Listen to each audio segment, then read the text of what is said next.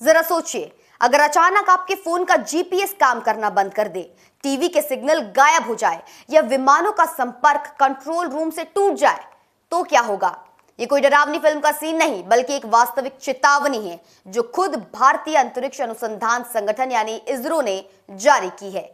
अंतरिक्ष की गहराइयों से एक ऐसा सौर तूफान यानी कि सोलर स्टॉर्म धरती की ओर बढ़ रहा है जो सीधे तौर पर हमारे अंतरिक्ष मिशनों और आधुनिक तकनीक के लिए एक बड़ी चुनौती बन गया है। सूरज की सतह पर मची इस खलबली ने वैज्ञानिकों को हाई अलर्ट पर डाल दिया है। इस पूरे घटनाक्रम की शुरुआत 1 फरवरी 2026 को हुई, जब सूरज के AR14366 नामक सनस्पॉट क्षेत्र में एक के बाद एक कई एक्स क्लास सोलर फ्लेयर्स यानी सूर्य के सबसे शक्तिशाली विस्फोट हुए।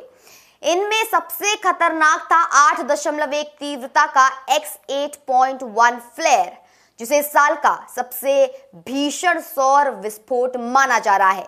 ये धमाके इतने शक्तिशाली हैं कि इनसे निकलने वाली ऊर्जा और रेडिएशन लगातार 3 और 4 फरवरी तक जारी रही। चूंकि सूरज का ये हिस्सा अभी पृथ्वी की तरफ चेहरा किए हुए है, इसलिए खतरा अभी टला नहीं है और सौर गतिविधियों का यह सिलसिला आगे भी जारी रह सकता है। इसरो की सबसे बड़ी चिंता भारत की उन 50 से ज्यादा सक्रिय सैटेलाइट्स को लेकर है जो हमारे संचार, मौसम की जानकारी और देश की सुरक्षा के लिए दिन रात काम कर रही हैं।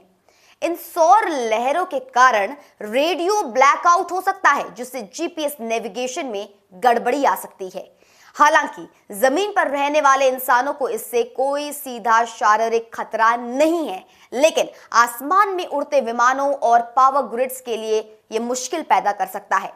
अच्छी बात यह है कि हमारा आदित्य L1 मिशन सूरज की हर हरकत पर पैनी नजर गड़ाए हुए है, जिससे हमें समय रहते अलर्ट्स भी मिल रहे हैं।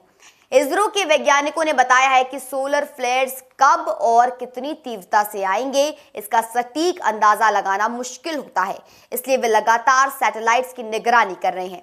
अगर कोई गड़बड़ी होती है तो उनके पास आकस्मिक योजनाएं तैयार हैं।